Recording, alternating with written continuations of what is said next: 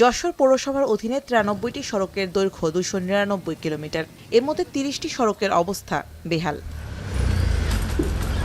Carpeting উঠে বেরিয়ে গেছে খোয়া ও পাথর, তৈরি হয়েছে ছোট বড় অসংখ্য খানাখন্দ, যাতে ধুলাবালিতে নাজেহাল চলাচলকারীরা। আর বৃষ্টি হলে তৈরি হয় সীমাহীন ভোগান্তি।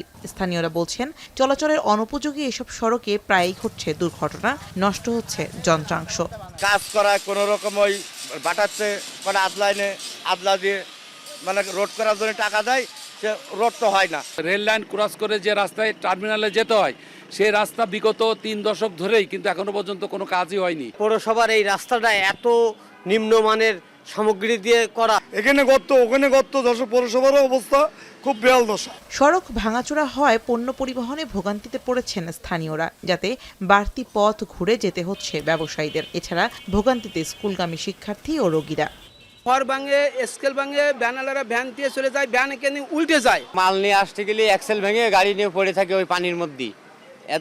তখন যে এত সমস্যা মনে হয় যে ভ্যানটা ধুয়ে বাড়ি চলে যায়।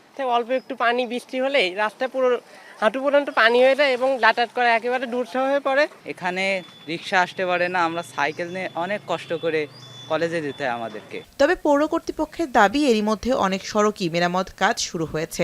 দ্রুত সময়ের মধ্যে সব সড়কের মেরামত কাজ শেষ হবে বলছেন কর্মকর্তারা। অলরেডি কোভিড-19 প্রজেক্ট বলে একটা প্রকল্প আছে, তার আওতায় আমরা প্রায় 20 কোটি টাকার মতো একটা টেন্ডার করেছি। এটা ওয়ার্ল্ড ব্যাংকের অর্থায়নে 15 দিন থেকে 1 মাসের ভিতরে এই কাজগুলো শুরু হবে। এটা বিভিন্ন শহরের বিভিন্ন জায়গায় রাস্তা ড্রেন আছে। জনদুর্ভোগ লাঘবে এসব সড়ক সংস্কারে সব ধরনের পদক্ষেপ নেবে সংশ্লিষ্টরা, এমন প্রত্যাশা ভুক্তভোগীদের। এখন যশোর।